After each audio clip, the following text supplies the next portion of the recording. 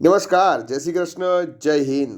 હજારો વિડીયો છોડીને તમે એજ્યુકેશનના વિડીયો પર ક્લિક કરી છે ને, મતલબ કે તમે કંઈક શીખવા માગો છો. અને હા, એક બાબત તમે યાદ રાખજો કે જે શીખે છે ને એ હંમેશા જીતે છે. જીતની તમારી સફરમાં હું છું તમારી સાથે. અને આજે આપણે જુલાઈ 2022ની જે બોર્ડની એક્ઝામ લેવાઈને એના કેમેસ્ટ્રી વિષયની અંદર જે પાર્ટ એ છે એ પાર્ટ એનું સોલ્યુશન લઈને ઉપસ્થિત થયા છીએ. તો ચાલો મિત્રો, શરૂઆત કરીશું આજના ક્વેશ્ચન્સની. સૌથી પહેલો સવાલ છે તમારી નજર સમક્ષ છે અને સવાલ કંઈક આ મુજબ છે. P4O10 એ કયા પ્રકારનો ગન છે? આમાં ઘણી બધી કોન્ટ્રાવર્સી થઈ જાય છે, બરાબર. બટ P4O10 છે ને એ આણવીય પ્રકારનો ગન છે. ઘણા બધા ઇન્ટરનેટ સોર્સની અંદર તમે જોશો ને તો ત્યાં તમને સહસંયોજક ગન પણ જોવા મળશે. બટ આપણે ટીક કરીશું P4O10 છે ને એ આણવીય ગન છે. ચાલો, નંબર 2 પર સવાલ છે. ઓર્થોરોમ્બિક સ્ફટિક પ્રણાલી માટે નીચેના પૈકી કયું સાચું છે? મિત્રો, એક વસ્તુ યાદ રાખજો કે દર વર્ષે આ ટોપિકમાંથી સવાલ હોય જ છે, બરાબર. આ ટોપિક એટલે કે આપણી જે 7 પ્રકારની જે સ્ફટિક પ્રણાલી છે ને એનો સવાલ હશે ને હશે જ. તો તમારે એના માટે દરેક માટે એક અલગ અલગ પ્રકારની ટ્રીક બનાવવી પડશે, નહીં તો એ તમને હંમેશા મિક્સઅપ કરી દેશે અને ભૂલાવશે. જેમ કે જુઓ, મેં ટ્રીક બનાવી છે ઓર્થોરોમ્બિક માટે. શું? તો ઓર્થોરોમ્બિક એ બીજું કંઈ નથી પણ દિવાશ્રીની પેટી છે, એવું તમારે યાદ રાખવાનું. દિવાશ્રીની પેટીને ઇમેજ કરો અને ઓર્થોરોમ્બિકને તમે સોલ્વ કરો. તો દિવાશ્રીની પેટી તમે ઇમેજ કરશો, તમને ખબર પડી જશે કે એ, બી અને સી ત્રણેય સમાન નથી દિવાશ્રીની પેટીની અંદર લંબાઈ, પહોળાઈ, ઊંચાઈ. તો આન્સર શું થઈ જશે? સી. આવી જ રીતના હું તમને કહું કે આવી જ રીતના તમારે ટેટ્રાગોનલ માટે, ચતુષ્કોણીય માટે યાદ રાખવાનું છે ટ ફોર ટેલનો ડબ્બો. શું યાદ રાખવાનું? ટ ફોર ટેલનો ડબ્બો. ટ ફોર સફેદ ટીન, ટ ફોર ટિટેનિયમ ઓક્સાઇડ. આવી રીતના તમે યાદ રાખશો તો તમને સરળતાથી યાદ રહી જશે. અને આવી જ સરસ મજાની ટ્રીક માટે અમારી ચેનલને લાઇક, શેર અને સબસ્ક્રાઇબ કરી દેજો. હું દરરોજ અલગ અલગ પ્રકારના શોર્ટ્સ મૂકતો હોઉં છું કેમિસ્ટ્રીની ટ્રીકના. એક સંયોજનના બે તત્વો છે. તમને બે અલગ અલગ તત્વો આપેલા છે. એક સંયોજનના બે તત્વો છે, બરાબર. એમ અને એન છે. તત્વ એન છે ને એ સીસીપી રચના બનાવે છે, મતલબ એકમ કોષ દીઠ પરમાણુની સંખ્યા કેટલી છે? 4, બરાબર. અને તત્વ એમના પરમાણુઓ સમચતુષ્ફલકીય છિદ્રનો 1/3 ભાગ રોકે છે. તો તમારે સંયોજનનું સૂત્ર કયું થાય એ તમારે શીખવાનું છે. તો પહેલાં યાદ રાખી લો. શું? તો સર, એન છે ને એ સીસીપી રચના બનાવે છે. ઓકે. એન સીસીપી રચના હોય, એફસીસી રચના હોય, બીસીસી રચના હોય, અલગ અલગ પ્રકારની રચનાની અંદર અલગ અલગ આપણે જોવાના હોય છે આન્સર. ધ્યાનથી સમજજો. સૌથી પહેલાં હું તમને સમજાવું. એન સીસીપી રચના ધરાવે તો એ કેવી રીતના બને. એન હોય, એ હોય, બી હોય, સી હોય, પી હોય, ક્યુ હોય, કોઈ ચિંતા નહીં કરવાની. સીસીપી આપણે ફોકસ કરવાનું. એફસીસી હોય, સીસીપી હોય, એચસીપી હોય, એકમ કોષ દીઠ પરમાણુની સંખ્યા થઈ જાય 4. આટલી બાબત યાદ રાખો સૌથી પહેલાં. બીજું, જેટલા એકમ કોષ દીઠ પરમાણુ હોય તેટલા જ અષ્ટફલકીય છિદ્ર હોય, એટલે ઓક્ટાહેડ્રલ છિદ્રોની સંખ્યા થઈ જાય 4. અને તેના કરતાં બમણા ચતુષ્ફલકીય છિદ્રો હોય, એટલે ટેટ્રાહેડ્રલ વોઇડની સંખ્યા થઈ જાય 8. અને એનો કેટલો ભાગ રોકે છે ભાઈ? એમ પરમાણુઓ. તો એમ પરમાણુ એનો 1/3 ભાગ જ રોકે છે. એનો મતલબ એ થયો કે અહીંયા જે Z=4 હતા, એન પરમાણુ તો Z=4 જેટલા હતા, પરંતુ એમ પરમાણુ છે ને એ 8નો 1/3 ભાગ રોકે છે. તો હવે તમારે એમ અને એનથી બનતું ફોર્મ્યુલા શોધવાનો હોય તો m/n બરાબર કરીએ તો આમાં થાય 8/3, એટલે 8/3 અને n બરાબર થાય 4. તો 4 દુ 8, M2n3 પ્રકારનો તમારો આન્સર થશે. M2n3 પ્રકારનો તમારો આન્સર થશે. That means answer is D, અને ડી આન્સર તમારો રાઈટ થશે. એના પછી નેક્સ્ટ છે, નીચેના પૈકી નીચેની ચુંબકીય ચાકમાત્રાની ગોઠવણ કયા પ્રકારના ઘન માટેની છે? તો ધ્યાનથી સમજો કયા પ્રકારના ઘન માટેની છે. અહીંયા જોઈએ ને ખાસ તો એક સીધો, એક ઉલટો, એક સીધો, એક ઉલટો, એક સીધો, એક ઉલટી, આ પ્રકારની ડોમેન ગોઠવાયેલી છે ને. બધી જેટલી સીધી છે એટલી જ ઉલટી હોય ને તો તમને બધાને ખબર છે એ પ્રતિલો ચુંબકીય એન્ટી ફેરોમેગ્નેટિક થાય. અને એન્ટી ફેરોમેગ્નેટિક માટે આપણે કઈ શોર્ટકી આપેલી છે? યાદ કરો. માનો યા ના માનો, બરાબર છે. માનો યા ના માનો, તમને આ પ્રકારનું ગોઠવણ મળે. બીજું કે તમને આ જ પ્રકારે હું એમ કહું કે લો ચુંબકીય માટે કઈ શોર્ટકી છે તમારે યાદ રાખવાની છે? તમારે યાદ રાખવાની છે ફેકોની ગેન્ડો ઓન શિયાર, બરાબર. ફેકોની ગેન્ડો ઓન શિયાર. તો તમને લો ચુંબકની બધા જ ઉદાહરણ તમને યાદ રહી જશે. ઓકે. ચાલો, આની અંદર આન્સર થઈ ગયો 2. Now next question. 30 ml 0.5 molar NaOH. મિત્રો જો પહેલી વાર કદ આવે અને પહેલી વાર તમારે અલગ અલગ પ્રકારની સાંદ્રતાના સંદર્ભમાં ટીક કરવાનું આવે તો શું ટીક કરવાનું યાદ રાખજો.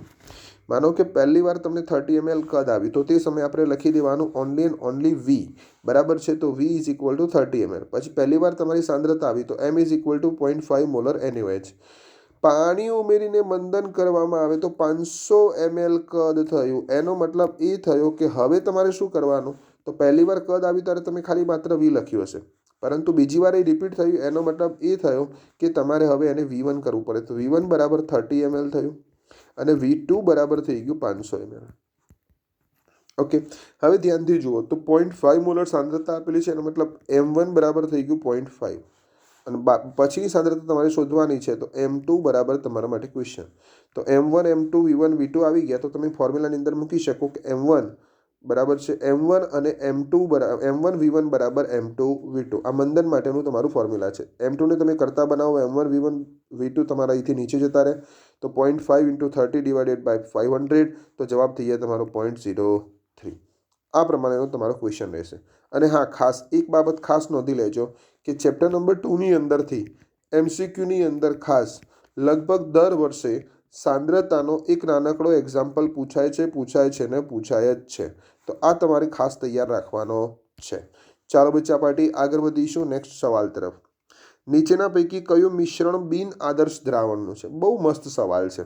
અને હા, એક બાબત કે મેં ઘણા બધા ક્વેશ્ચન પેપરની અંદર આ પણ સવાલ જોયો છે, બરાબર છે. એ છે ધન વિચલન ઋણ વિચલનના સંદર્ભનો અને આદર્શ અને બિન આદર્શ દ્રાવણનો. તો એના બધા જ ઉદાહરણ આપણે તૈયાર કરી લઈશું. આમાં જુઓ, આદર્શ દ્રાવણ અને બિન આદર્શ દ્રાવણ. તો આદર્શ દ્રાવણ કેવી રીતે બને હું તમને કહી દઉં, તો બાકી બધા થઈ જશે તમારા બિન આદર્શ દ્રાવણ. તો આદર્શ દ્રાવણ માટે તમારે શું યાદ રાખવાનું છે ખબર છે? પૂછો શું યાદ રાખવાનું છે? તો આદર્શ દ્રાવણ માટે તમારે યાદ રાખવાનું છે કે જેમ આપણે કેટેગરી આવે ને એમ કમ્પાઉન્ડની પણ કેટેગરી છે. ફંક્શનલ ગ્રુપ લગભગ સેમ હોય. જોઈ લો તમે આદર્શ દ્રાવણમાં હેક્સેન હેપ્ટેન સેમ છે, બેન્ઝીન ટોલ્યુઇન સેમ છે, બ્રોમોઇથેન ક્લોરોઇથેન સેમ છે. અહીંયા તમે જોઈ લો તો અહીંયા તમારી પાસે ફિનોલ છે અને એનિલિન છે. તો ફિનોલમાં તમારો OH સમૂહ થઈ જશે, એનિલિનમાં તમારે NH2 સમૂહ થઈ જશે. બંને ફંક્શનલ ગ્રુપ તમારા કેવા થઈ ગયા? અલગ અલગ. માટે બિન આદર્શ દ્રાવણનો રાઈટ આન્સર કયો થશે? તમને એ થશે. એના પછી આગળ વધીશું નેક્સ્ટ. 0.2 મોલર H2SO4ના દ્રાવણ માટે સમઅભિસારી કોણ થશે? હવે 0.2 મોલર H2SO4નું દ્રાવણ છે ને, તો તમારે સૌથી પહેલાં આના આયનો છૂટા પાડવાના અને મલ્ટીપ્લાય કરી દેવાના કે કેટલા આયનો મળી શકે અને શું જવાબ થાય. તો 0.2 મોલર છે અને એના H2SO4માંથી તમને 2 આયન પ્રાપ્ત થાય, ટ્વાઇસ H+ આયન પ્રાપ્ત થાય અને SO4 - 2 આયન પ્રાપ્ત થાય. તો ટોટલ 3 આયનો થઈ ગયા. તો 0.2 છે ઇન્ટુ 3 તો આન્સર થઈ જાય 0.6. હવે તમારે એ જોવાનું કે આ બાકીના 4 છે એમાંથી 0.6 જવાબ શામાં આવે. તો પહેલાં એ ઓપ્શન છે 0.4 ઇન્ટુ 2 તો 0.8 થઈ જાય, ના આવે. ચલો, બી ઓપ્શનની અંદર છે 0.3 HClના 2 આયન 0.2 એટલે 2 એટલા માટે થઈ જશે 0.6. તો પહેલામાં 0.6 હતો, અહીં પણ 0.6 થઈ ગયો, મતલબ રાઈટ આન્સર તમારો કયો થઈ જાય? 2. નાવ આગળ વધીશું. દ્રાવ્ય, વાયુ અને દ્રાવક ઘન. ધ્યાનથી સમજો. તમારી પાસે દ્રાવ્ય કેવો છે? વાયુ છે. અને દ્રાવક કેવો છે? ઘન છે. તો દ્રાવ્ય વાયુ છે અને દ્રાવક તમારો ઘન છે. તો દ્રાવક ઘન હોય તેવું તમારે જોવાનું. ઓક્સિજનનું જલીય દ્રાવણ છે તમારી પાસે? નહીં, બરાબર છે. નંબર 2 પર નાઇટ્રોજન વાયુ સાથે મિક્સ કરેલ ક્લોરોફોર્મ? નહીં, એમાં પ્રવાહી થઈ જાય. નાઇટ્રોજન વાયુમાં કપૂર, એ પણ તમારો નહીં આવે. યસ, પેલેડિયમ તમારો દ્રાવક થઈ ગયો, ઘન. અને હાઇડ્રોજન છે ને તમારું દ્રાવ્ય થઈ ગયું, વાયુ. That means answer is D. ચાલો આગળ વધીશું. અને હા, એક બીજી બાબત પણ કે મેં ઘણી બધી એક્ઝામની અંદર એ ખાસ ઓબ્ઝર્વ કર્યું છે કે આ કોષ્ટકમાંથી પણ બોર્ડની પરીક્ષાની અંદર ઘણા બધા બોર્ડના પેપરની અંદર સવાલ પૂછાયેલો છે. જો તમારે સૌથી પહેલાં MCQ માટે પ્રિપરેશન કરી રહ્યા છો ને, તો ચેપ્ટર નંબર 2માંથી તમારે શું કામ કરવાનું છે? નંબર 1 કોષ્ટક તૈયાર કરી દેવાનું છે, નંબર 2 સાંદ્રતાનો સવાલ તૈયાર કરી દેવાનો છે, નંબર 3 વિચલન તૈયાર કરી દેવાનું, ધન વિચલન ઋણ વિચલન અને આદર્શ બિન આદર્શના ઉદાહરણ. આટલું કરી લેજો, લગભગ તમને MCQમાં તકલીફ પડશે નહીં. નેક્સ્ટ જે 0.25 મોલર મિથેનોઇક એસિડ. તમને એક દ્રાવણ આપી દીધું છે, દ્રાવણનું નામ છે મિથેનોઇક એસિડ, બરાબર. આ મિથેનોઇક એસિડ દ્રાવણ છે તેની તમને મોલર આપી દીધી છે 46.1 siemens centimetre square mall inverse. અને પછી તમને એવું કહ્યું છે કે તેમનો વિયોજન અંશ આલ્ફા શોધો. બરાબર છે. હવે વિયોજન અંશનું તમને સૂત્ર ખબર હોવી જોઈએ. તો વિયોજન અંશનું સૂત્ર તમારી સમક્ષ થશે alpha is equal to lambda M upon lambda 0 M. હવે તમને ધ્યાનથી જોશો તો તમને આપી દીધું છે શું? સર અમને આપી દીધી છે આપેલી સાંદ્રતાએ મોલર વાહકતા. એનો મતલબ તમને આપી દીધી છે લેમડા એમ. તમને લેમડા 0 એમ નથી આપી, પણ લેમડા 0 એમ માટે 2 H+ આયન અને HCOO- આયનની વેલ્યુ તમને આપેલી છે. તો જ્યારે આ બંનેની વેલ્યુ આપેલી છે તો આ બંને વેલ્યુનો તમે સરવાળો કરી દો, તમને અનંત મંદને મોલર વાહકતા મળી જાય. અને એ અનંત મંદને તમને મોલર વાહકતા મળી ગઈ, એનો મતલબ એ થયો કે એ અનંત મંદને મોલર વાહકતા છે, એનો ઉપયોગ કરો. આપેલી સાંદ્રતા એ મોલર વાહકતા છે તેનો ઉપયોગ કરો, બંનેનો ભાગાકાર કરી લો, તમને વિયોજન અંશ આલ્ફા મળી જશે. તો અહીં મળી જશે 0.114. 0.114. યસ, ચેપ્ટર 3ની અંદર તમારે શું કામ કરવાનું છે? તો ચેપ્ટર 3ની અંદર તમારે ખાસમ ખાસ એક કામ કરવાનું. નંબર 1, મોલર વાહકતાના તમારે MCQs છે ને એ બધા સોલ્વ કરી દેવાના. બરાબર. મોલર વાહકતાનો એક MCQ લગભગ હશે ને હશે. મોલર વાહકતાના સંદર્ભમાં પછી હું તમને એ પણ કહી દઉં છું કે આયનીય વાહકતા હોય અને ઇલેક્ટ્રોનીય વાહકતા હોય તે કયા પરિબળ ઉપર આધાર રાખે છે તે, અને કોહલરુસના નિયમ ઉપર લેમડા H+ આયન અને લેમડા CH3COO- આયન એસિટિક એસિડની મોલર વાહકતા છે, ધન આયનની અને ઋણ આયનની મોલર વાહકતા, બંનેનો સરવાળો કરવાથી કેવી રીતના તમને અનંત મંદની મોલર વાહકતા મળે તેનો MCQ લગભગ હોય છે. ચાલો આગળ વધીશું બચ્ચા પાર્ટી. પિગલિત Al2O3 માંથી તમારે 40 ગ્રામ તમને એલ્યુમિનિયમ મેળવવાનું છે. કેટલા ગ્રામ બચ્ચે? 40 ગ્રામ તમને એલ્યુમિનિયમ મેળવવાનું છે. તો 40 ગ્રામ એલ્યુમિનિયમ મેળવવા માટે કેટલા ફેરાડે વિદ્યુતના જથ્થાની જરૂર પડે? તો સૌથી પહેલાં આપણે એને કેલ્ક્યુલેશન કરવા માટે શું કરીશું? કંઈ નહીં સર, એલ્યુમિનિયમ +3 છે, 3 ઇલેક્ટ્રોન પસાર થાય, 3 મોલ ઇલેક્ટ્રોન પસાર થાય ત્યારે તમને એલ્યુમિનિયમ 1 મોલ મળે, અને 1 મોલ મળે મતલબ 27 ગ્રામ. તો 3 મોલ ઇલેક્ટ્રોનને તમને 3 ફેરેડે પસાર કરે તો તમને 27 ગ્રામ એલ્યુમિનિયમ ત્યારે મળે જ્યારે તમે 3 ફેરેડે વિદ્યુત પ્રવાહ પસાર કરો છો. તો એનો મતલબ એ થયો કે સર મને 40 ગ્રામ જોઈએ છે, તો મારે શું કરવાનું? કંઈ નહીં, અહીંથી વિમાન ઉડાડી દેવાનું આમ, અને પછી નીચે ઉતારી દેવાનું આમ. તો 40 × 3 ભાગ્યા 27, આન્સર આવી ગયો 4.44. ઓકે, ચાલો આગળ વધીશું. સૂકા કોષની અંદર કયો પદાર્થ ઓક્સિડેશન કરતા તરીકે વપરાય છે? ભાઈ, જેનું રિડક્શન થાય ને તે ઓક્સિડેશન કરતા તરીકે વપરાય. અને આપણને ખ્યાલ છે MnO2માં Mn+4 છે, એમાંથી રિડક્શન થઈને Mn+3 બને છે, Mn2O3 બને છે, જેનું ફરીથી ઓક્સિડેશન થઈ શકતું નથી. તો આ પદાર્થનું રિડક્શન થઈ રહ્યું છે માટે તે ઓક્સિડેશન કરતા તરીકે વર્તશે. That means answer is A. એક પ્રક્રિયાનો વેગ અચળાંક Kની તમને વેલ્યુ આપેલી છે. K આપેલો છે તમને 2.3 × 10⁵. 2.3 × 10⁻5 છે, sorry, 2.3 × 10⁻5 litre mall inverse second inverse છે. તો પ્રક્રિયાનો ક્રમ કયો? હવે આ MCQ પણ તમારા માટે મોસ્ટ MP છે પ્રક્રિયાના ક્રમ માટેનો. તો હું તમને એના માટે ચોક્કસ પ્રકારની હિન્ટ આપી દઉં. હિન્ટ શું છે? તો Kના એકમનું તમારે ફોર્મ્યુલા યાદ રાખવાનું છે. Kના એકમનું ફોર્મ્યુલા છે, જે સાંદ્રતાનો એકમ છે ને મોલ પર લિટર, મોલ પર લિટરની તમારે તૈયાર કરવાની છે 1 - n ઘાત, અને પાછળ સેકન્ડ ઇનવર્સ અથવા તો સમય ઇનવર્સ, અને n બરાબર તમારે યાદ રાખવાનું છે પ્રક્રિયાનો ક્રમ. તો હવે અહીંયા મોલ ઉપર -1 છે અને લિટર છે, એનો મતલબ એ કે n બરાબર 2 હોય ને તો જ આ પોસિબલ બને, અધરવાઇઝ પોસિબલ બને નહીં. માટે અહીંયા ક્રમ થઈ જશે કયો? દ્વિતીય ક્રમ થઈ જશે. આન્સર થઈ જશે C. That's right. ચાલો આગળ વધીશું. નેક્સ્ટ, નીચેના પૈકી કઈ દ્વિઆણવીય પ્રક્રિયા છે? દ્વિઆણવીય પ્રક્રિયા મતલબ 2 અણુઓ રાસાયણિક પ્રક્રિયાની અંદર ભાગ લેતા હોય. કેટલા અણુઓ? 2 અણુઓ રાસાયણિક પ્રક્રિયાની અંદર ભાગ લેતા હોય તેને દ્વિઆણવીય પ્રક્રિયા કહેવાય. તો અહીંયા જોઈ લો ધ્યાનથી, તો અહીંયા નથી. ચલો નેક્સ્ટ, બી ઓપ્શન ચેક કરી લો. યસ, બી ઓપ્શનની અંદર 2NH3 છે, એનો મતલબ એ થયો કે અહીંયા 2 અણુઓ ભાગ લે છે. log(x/m) વિરુદ્ધ log(p) નો આલેખ દોરવામાં આવે છે ત્યારે ઢાળ કેટલો થાય? ફ્રુનલિચ સમતાપી અધિશોષણનો સરસ મજાનો સવાલ આવી ગયો. બરાબર. તો ઢાળની વેલ્યુ થશે 1/n, કારણ કે તમારી પાસે ફોર્મ્યુલા હતું log(x/m) = 1/n × log(p) plus log k.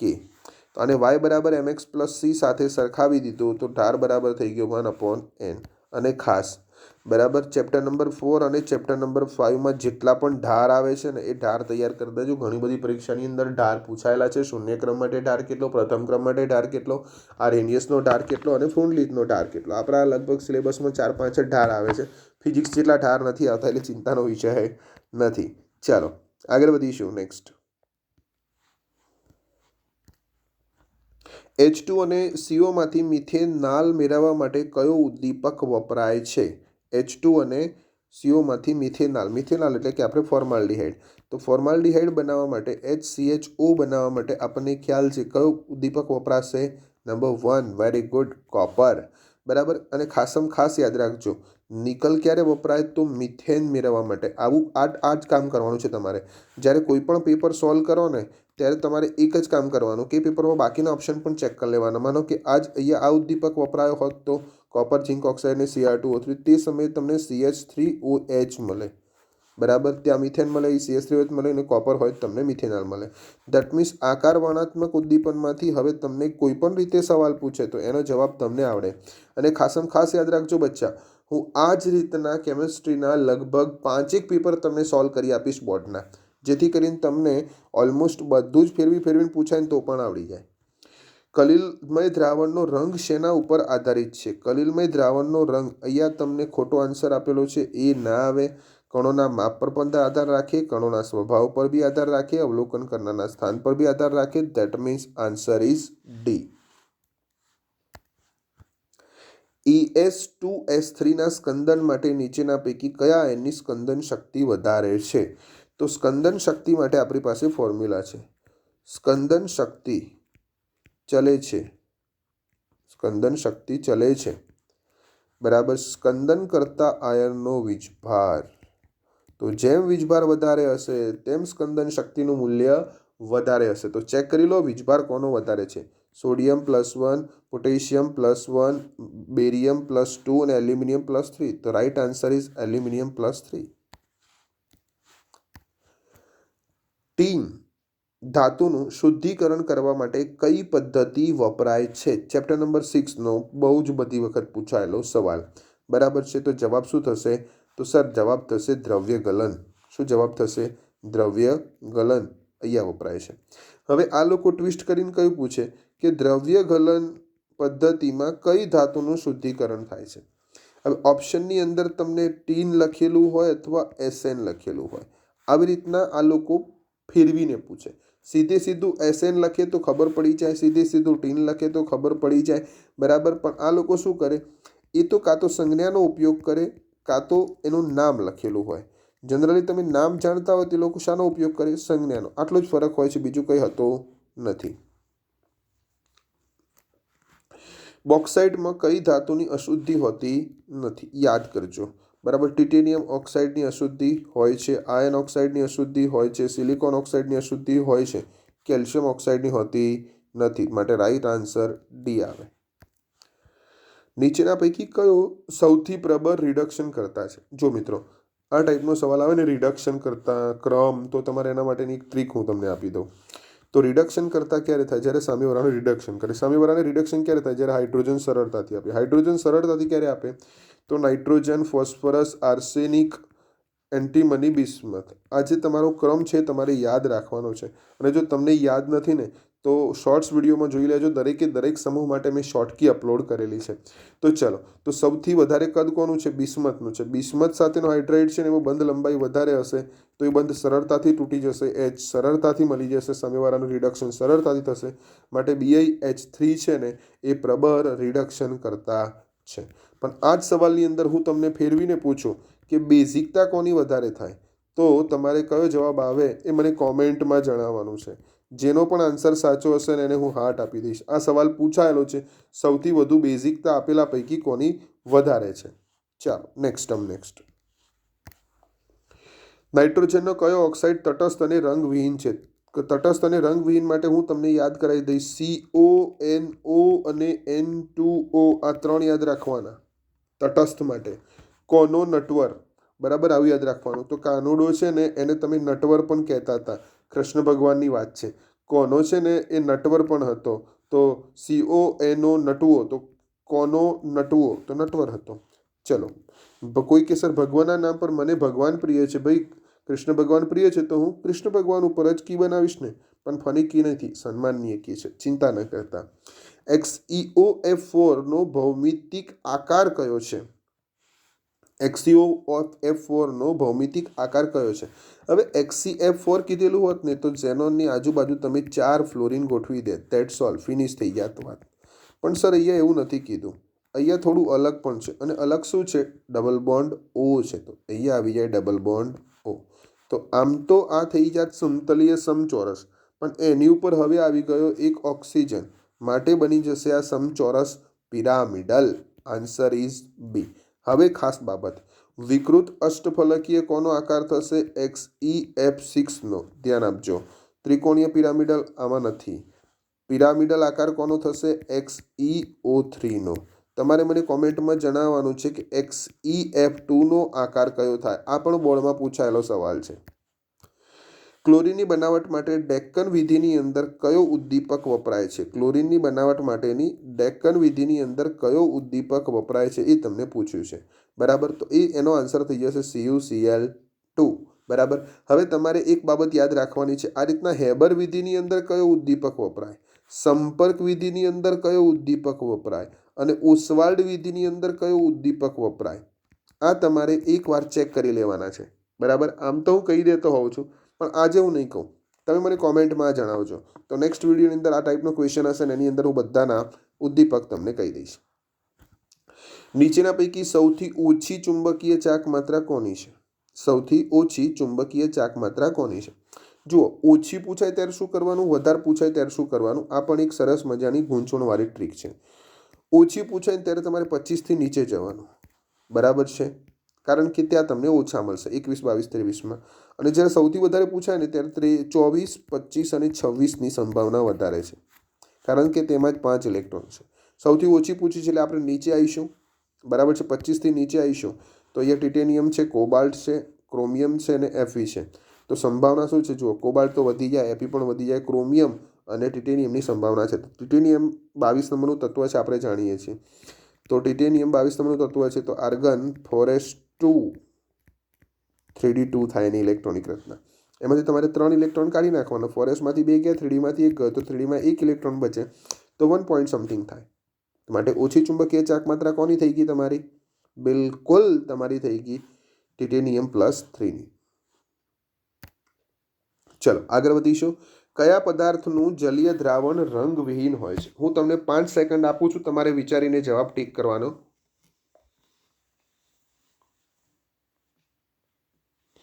Okay, ચલો. કયા પદાર્થનું જલીય દ્રાવણ રંગવિહીન હોય છે? તો રંગવિહીન માટે યાદ રાખવાનું ઝીંક આવશે. આપણું કયો તત્વ આવશે? ઝીંક, બરાબર. Zn+2 છે ને એ તમારે રંગવિહીન છે. સ્કેન્ડિયમ +3 છે તે પણ રંગવિહીન છે. જેમાં ડી કક્ષકમાં અયુગ્મિત ઇલેક્ટ્રોન નથી, બધા રંગવિહીન છે. અને ખાસમ ખાસ અહીંયા Cu+2 નો રંગ કેવો થઈ જશે? વાદળી રંગ થઈ જશે. Mn નો રંગ કેવો થઈ જશે? ગુલાબી થઈ જશે. તો નિકલનો રંગ કેવો થાય એ તમારે મને કોમેન્ટમાં જણાવવાનું. કયા આયનની આયનીકરણ એન્થાલ્પી સૌથી વધુ છે? તો આયનીકરણ એન્થાલ્પી સૌથી વધારે માટે ભવિષ્યમાં પણ યાદ રાખજો, આ એક જ થિયરી યાદ રાખવાની, બરાબર. જો તમને ડી વિભાગના તત્વો આપેલા હોય તો D5 હોય અથવા D10 પ્રકારની ઇલેક્ટ્રોનિક રચના થતી હોય તે આયનીકરણ એન્થાલ્પી વધારે હોય, કારણ કે તે સ્થાયી ઇલેક્ટ્રોનિક રચના છે. તો ટિટેનિયમ +1માં તો D5 D10 આવે અને વેનેડિયમમાં પણ ન આવે. તો હવે 2 ઓપ્શન છે, Mn+ અને ક્રોમિયમ+, કારણ કે આ બંને 25ની નજીક છે, બરાબર. Mn+1 છે તો Mnની ઇલેક્ટ્રોનિક રચના શું થઈ જાય છે? 4s2 3d5 આવે છે. તો એક અહીંથી ગયેલો છે, તો અહીંથી હજુ એક બાકી છે, માટે આમાં નહીં આવે. ચલો, ક્રોમિયમ +1 છે, તો ક્રોમિયમ +1માં 4s1 3d5 છે. 4sમાંથી 1 ઇલેક્ટ્રોન જતો રહ્યો, ક્રોમિયમ પ્લસ છે. હવે 5 ઇલેક્ટ્રોનમાંથી થવાના છે, મતલબ આ સ્થાયી છે, માટે આયનીકરણ એન્થાલ્પીનું મૂલ્ય વધારે હશે. Right answer is chromium. કયા સંકીર્ણમાં અધિશોષિત પ્રકાશની તરંગ લંબાઈ ઓછી છે? Sweet and simple answer is C. હવે ખાસમ ખાસ ધ્યાનથી જુઓ, તમને 2 સંકીર્ણ આપેલા છે અને આવા બહુ દીવાર સવાલ પૂછાયેલા છે. 2 સંકીર્ણ આપ્યું છે અને પૂછ્યું છે કઈ સમઘટકતા આવે, તો બંનેને ધ્યાનથી જુઓ. તો અહીંયા બ્રોમિન 12 છે, અહીંયા બ્રોમિન અંદર આવી ગયો. કોઈ ફરક પડ્યો નથી. અહીંયા SO4 અંદર છે, SO4 અહીંયા બહાર આવી ગયો. મતલબ કે જ્યારે આ પદાર્થનું આ કોમ્પ્લેક્સનું તમે આયનીકરણ કરો ત્યારે અહીં છૂટો પડે Br માઇનસ આયન અને અહીં છૂટો પડે SO4 માઇનસ 2 આયન. તો જ્યારે તમે સંકીર્ણનું આયનીકરણ કરો, જુદા જુદા આયનો છૂટા પડે ત્યારે જે સમઘટકતા જોવા મળે એ તમારી થઈ જાય આયનીકરણ સમઘટકતા. કઈ સમઘટકતા થઈ જાય મિત્રો? આયનીકરણ સમઘટકતા. અને જો તમને અષ્ટફલકીય કિલેટ આપેલું હોત તો પ્રકાશ સમઘટકતા થાત. બરાબર છે, એ પણ આપેલું છે નહીં. આયન 3 હેક્ઝાસાઇનો અથવા સાયનાઇડો ફેરેટ 2 ના આયનીકરણથી કુલ કેટલા આયનો ઉત્પન્ન થશે? સૌથી પહેલાં તમને ખ્યાલ હોવો જોઈએ કે આનો સંકીર્ણ કેવી રીતે બને. તો યાદ રાખો, આયન 3 છે, એનો મતલબ Fe+3 છે. શું આવે? Fe+3 છે. Very good. એના પછી હેક્ઝાસાઇનો અથવા હેક્ઝાસાઇનાઇડો ફેરેટ 2 છે. એનો મતલબ એ થયો કે તમારે આ જે કોમ્પ્લેક્સ છે Fe, એમાં 6 તમે સાયનાઇડ લીધા. Feની ઓક્સિડેશન અવસ્થા છે +2. અહીંયા 6 -6 થાય તો જવાબ થઈ જાય આ બંનેનો -4. તો અહીંયા આવે -4. તો ધ્યાનથી સમજજો, અહીં તમને -4 છે, Fe ઉપર તમને +3 છે, તમારે ચોકડી ગુણાકાર કરવો પડે. અહીંથી 4 છે ને એને તમારે Fe જોડે ગુણવા પડે અને Feના જે 3 છે તમારે કોમ્પ્લેક્સ ગુણવા પડે. તો અહીંયા 3 મળે, અહીંયા 4 મળે, ટોટલ આયનોની સંખ્યા થઈ જાય 7. Right answer is B. કયું સંયોજન પ્રકાશ ક્રિયાશીલ છે? પ્રકાશ ક્રિયાશીલતા માટે જરૂરી શું છે? તો પ્રકાશ ક્રિયાશીલતા માટે જરૂરી એ છે કે કિરાલ કાર્બન હોવો જોઈએ. કિરાલ કાર્બન એટલે શું? જે કાર્બનની 4 સંયોજકતા જુદી જુદી હોય તેને કિરાલ કાર્બન કહેવાય. તો અહીં સૌથી પહેલાં છે 2-બ્રોમોબ્યુટેન. તો બ્યુટેનમાં ટોટલ કાર્બનની સંખ્યા કેટલી છે સર? 4. એમાં બીજા નંબરના કાર્બન ઉપર કોણ જોડાયેલું છે? બ્રોમિન. તો હવે ધ્યાનથી જુઓ, અહીંયા શું થયું? તો અહીંયા એક CH3, એક H, એક ઇથાઇલ અને એક બ્રોમિન. આ કાર્બન એક કિરાલ કાર્બન બની ગયો. ને કિરાલ કાર્બન હોય ત્યાં પ્રકાશ ક્રિયાશીલતા હાજર હોય ને હોય જ. હોમવર્કમાં તમારે શું કામ કરવાનું? આ પ્રકાશ ક્રિયાશીલતાના બુકમાં કેટલાક એક્ઝામ્પલ આપેલા છે, એ બધા એક્ઝામ્પલ તમે એકવાર ધ્યાનથી જોઈ લેજો ને એકવાર દોરીને પ્રેક્ટિસ કરી લેજો. જનરલી આ પ્રકાશ ક્રિયાશીલતાનો સવાલ મેં દર વર્ષે જોયો છે અને એની અંદર આ લોકો એ જ પૂછે છે કે નીચેના પૈકી કયું પદાર્થ પ્રકાશ ક્રિયાશીલ છે. તમારે 4 નામ જ આપેલા હશે, એ પણ યાદ રાખજો.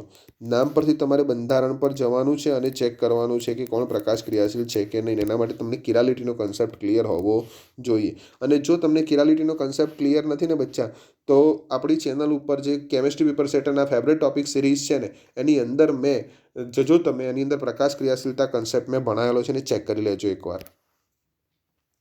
નીચેના પૈકી કયું એલાઇલિક હેલાઇડ નથી? એલાઇલિક હેલાઇડ નથી.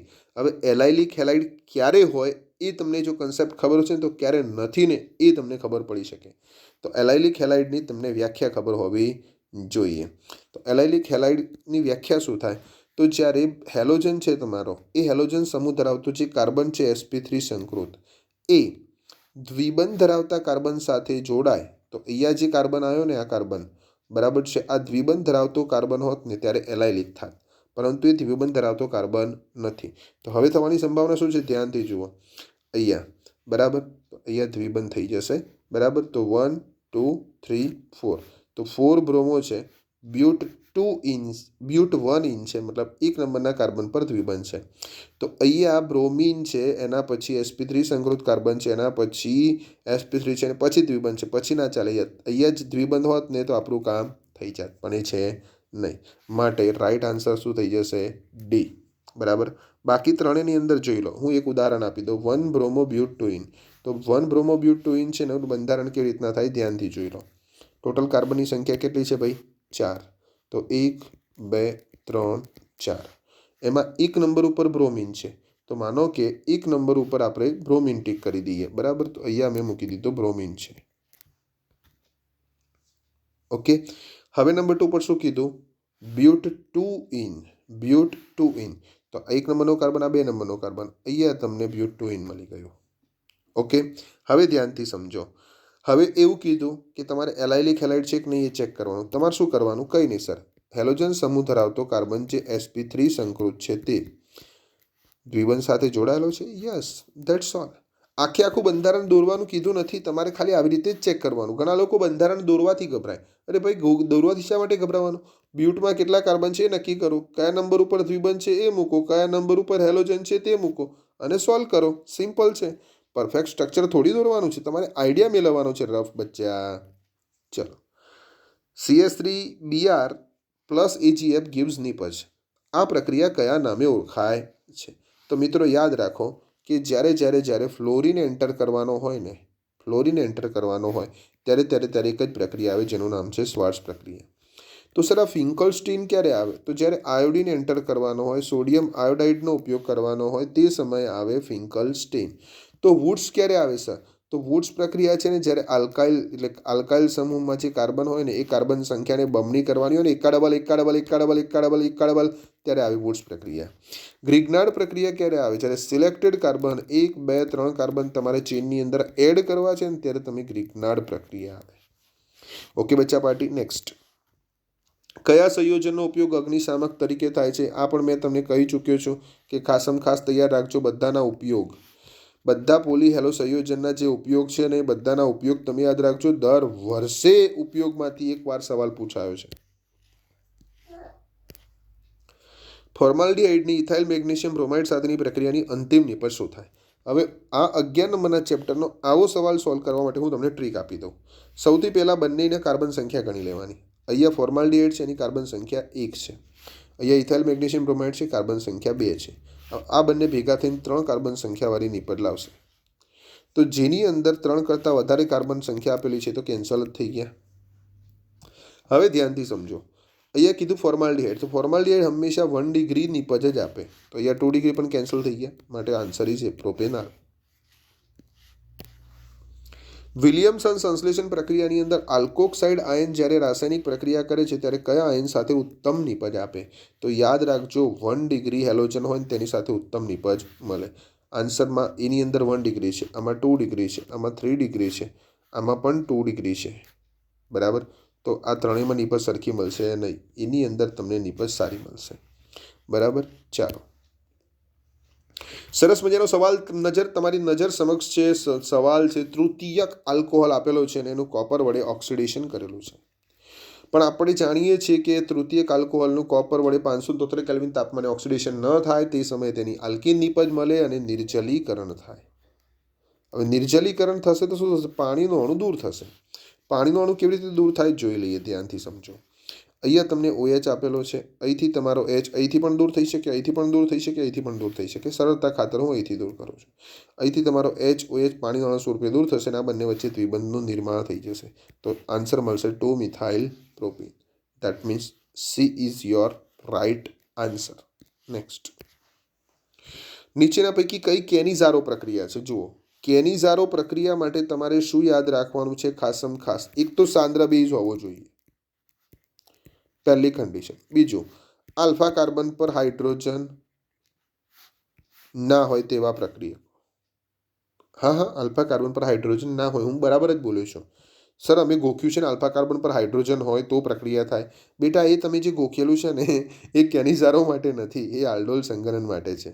આલ્ડોલ હોય ને તો તમારી પ્રક્રિયા આલ્ફા કાર્બન પર હાઇડ્રોજન હોય તો થાય. અહીંયા મેં કોની વાત કરી છે? કેનિઝારોની. કેનિઝારો માટે એ જ કન્ડિશન છે.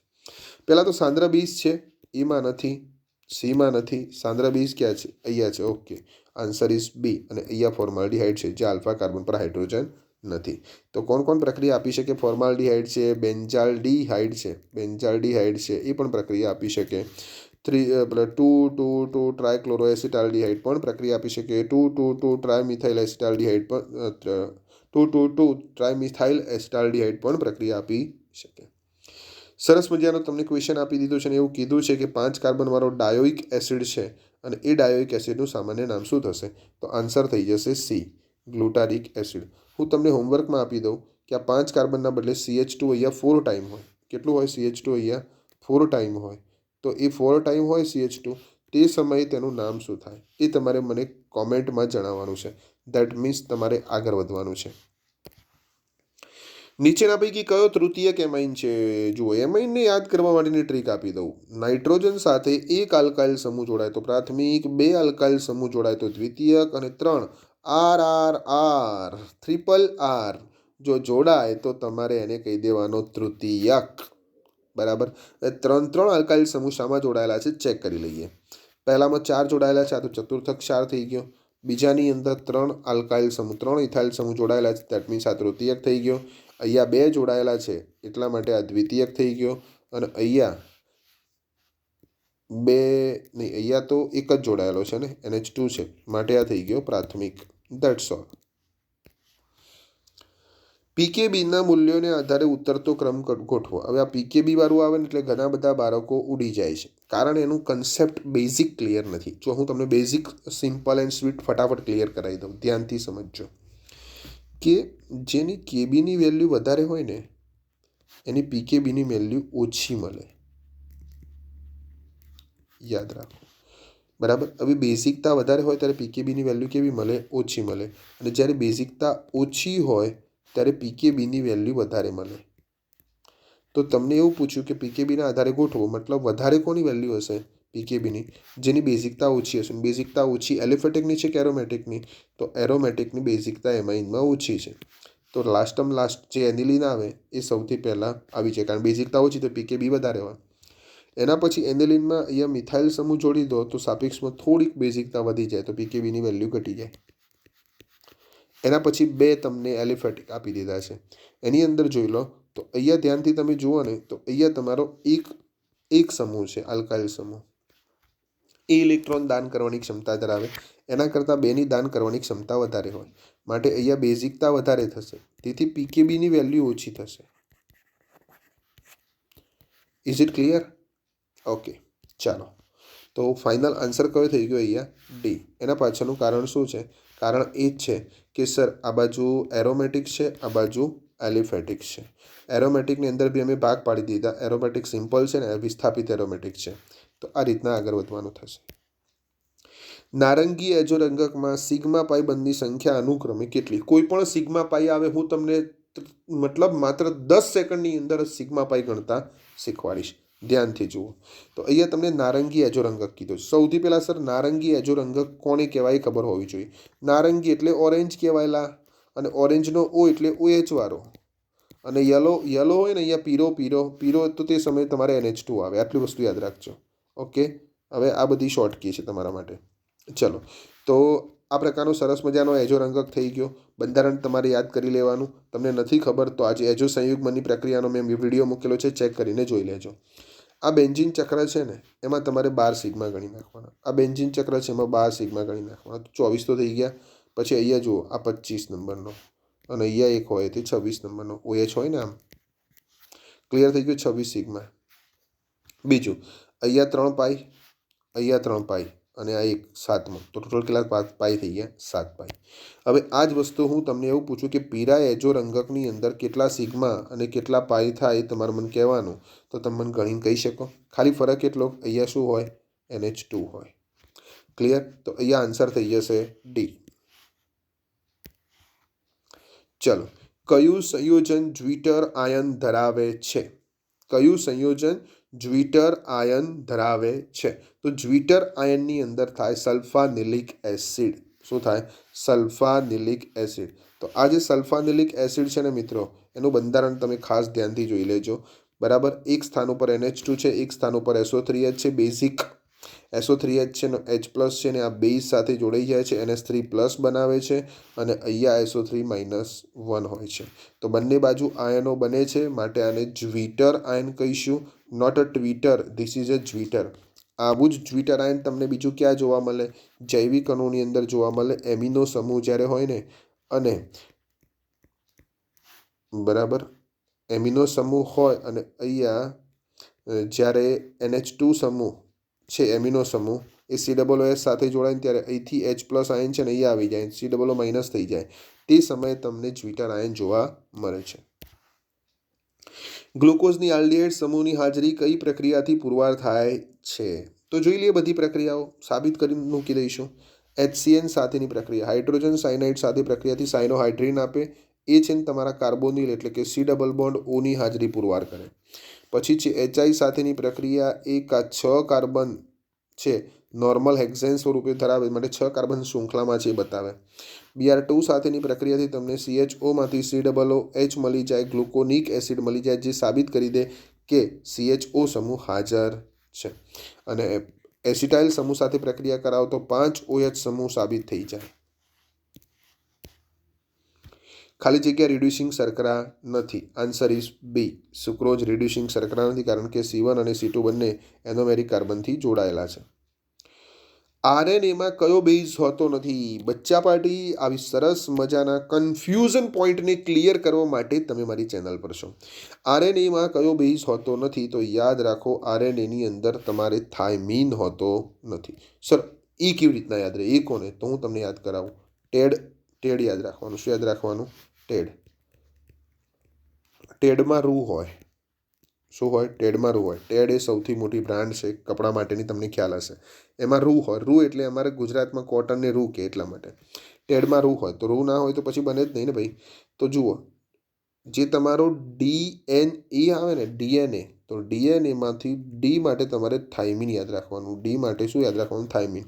અને RNA માટે તમારે યાદ રાખવાનું યુ પરથી યુરેસિલ. ક્લિયર થઈ ગયું? તો DNAમાં હોય થાઇમીન. કોણ હોય DNAમાં? થાઇમીન. જ્યારે RNAમાં કોણ હોય? યુરેસિલ. તો તમને એવું પૂછ્યું છે RNAમાં કયો બેઝ હોતો નથી? તો તમારે કયો ટીક કરવાનો? થાઇમીન ના હોય. બરાબર? કયો ના હોય? થાઇમીન ના હોય. માટે આન્સર ઇઝ એ. ઓકે, આ જ ક્વેશ્ચન તમને ફેરવીને પૂછે તો તે સમયે અમને એવું પૂછે કે DNAમાં કયો નથી હોતો, તો તે સમયે તમારે યુરેસિલ ટીક કરવાનો. નીચેના પૈકી કયું વિટામિન પાણીમાં દ્રાવ્ય છે? કેળા છે ને, કેળા એ ચરબીમાં દ્રાવ્ય હોય, અને BC પાણીમાં દ્રાવ્ય હોય, WBC. આ તમને શોર્ટકી આપેલી છે. બધા જ જેમને વિટામિનમાં કન્ફ્યુઝન છે ને, એ લોકો તરત જ મારી ચેનલ ઉપર કેમેસ્ટ્રી પેપર સેટના ફેવરેટ ટોપિકમાં જઈને વિટામિન જોઈ લેજો. બધા વિટામિન માટેની મેં શોર્ટકી આપી દીધી છે, અને એ શોર્ટકી તૈયાર કરી દો. 1 માર્ક્સ નક્કી આ ચેપ્ટરનો તમને મળશે. આપણી ગેરંટી.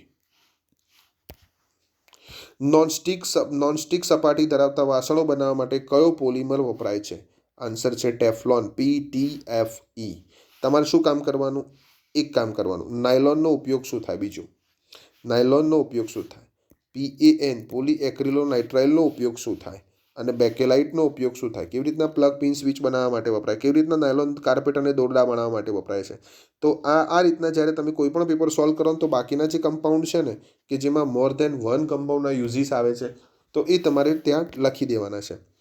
નીચેનામાંથી કયું અર્ધ સંશ્લેષિત પોલિમર છે? અર્ધ સંશ્લેષિત મતલબ અડધું કુદરતમાંથી મળ્યું હોય અને પછી અડધું આપણે એડ કર્યું હોય. તો પોલિથીન તો સંપૂર્ણ સંશ્લેષિત છે, બોનાઇન સંપૂર્ણ સંશ્લેષિત છે, સેલ્યુલોઝ નાઇટ્રેટ મતલબ સેલ્યુલોઝ આપણને કુદરતી રીતના મળે અને નાઇટ્રેશન કરીને એનું તમે સેલ્યુલોઝ નાઇટ્રેટ બનાવો. આવું જ બીજું ઉદાહરણ અર્ધસંશ્લેષિતનું સેલ્યુલોઝ ડાયએસિટેટ પણ છે, જેને તમે રેયોન તરીકે ઓળખો છો. આવું જ બીજું ઉદાહરણ વલ્કેનાઇઝ રબરનું પણ છે. લખતા રહેજો જોડે વલ્કેનાઇઝ રબરનું છે. બરાબર? આ રીતની વાત છે. નીચેના પૈકી કયું બંધારણ નાયલોન 6,6નું સાચું બંધારણ છે? નાયલોન 6,6નું સાચું બંધારણ, એના માટે તમારે યાદ રાખવું પડે. અહીંયા 6 ચેક કરવાના, અહીંયા 6 ચેક કરવાના. તો જે હેક્ઝામિથિલિન ડાયમાઇન હતા, CH2 6 ટાઈમ છે, બંને બાજુ NH છે. ઓકે, અહીંયા CH2 4 ટાઈમ છે અને બંને બાજુ CO છે. તો અહીંયા 4 ને 2 6 થઈ ગયા, અહીંયા 4 ને 2 6 થઈ ગયા, અને અહીંયા 6 ઓલરેડી છે. તો નાયલોન 6,6. અહીંયા એમાઇડોનો CONH સમૂહ પણ હાજર છે. That means answer A is right answer. ટૂથપેસ્ટમાં કયો પ્રક્ષાલક વપરાય છે? ટૂથપેસ્ટમાં કયો પ્રક્ષાલક વપરાય છે? તો ટૂથપેસ્ટમાં તો એક જ પ્રક્ષાલક વપરાય છે, એ છે તમારો ઋણ આયનીય પ્રક્ષાલક. તો મિત્રો, આ રીતના આજનો આપણો વિડીયો અહીંયા સમાપ્ત થશે. એ પહેલાં એક તમને બાબતની વાત કરી લઉં કે આવી રીતના તમે જોઈએ છે બધા જ વર્ષના જે OMR છે, પાર્ટ A છે, એનું તમને સોલ્યુશન જોઈએ છે ને, તો મિત્રો મને કોમેન્ટ કરજો. કોમેન્ટમાં તમે લખજો કે yes sir, we want it with solution in 45 minutes. કેવી રીતના તમે 45 મિનિટની અંદર જ તમારા MCQને ખતમ કરી શકો, એ હું તમને શીખવીશ. બરાબર છે? અને જો તમારે આવા જ સરસ મજાના લેક્ચરની તમને PDF જોઈએ છે ને, તો એક કામ કરજો, ડિસ્ક્રિપ્શનની અંદર હું તમને લિંક આપી દઈ, એ લિંકને જઈને તમે જોઈન કરી લેજો, તો તમને સરસ મજાની PDF આ પ્રકારના લેક્ચર્સની મળી જશે. ઓકે બચ્ચા પાર્ટી, મળીશું નેક્સ્ટ લેક્ચરમાં. જય શ્રી કૃષ્ણ, જય હિન્દ. વાંચજો બચ્ચાઓ, વાંચજો.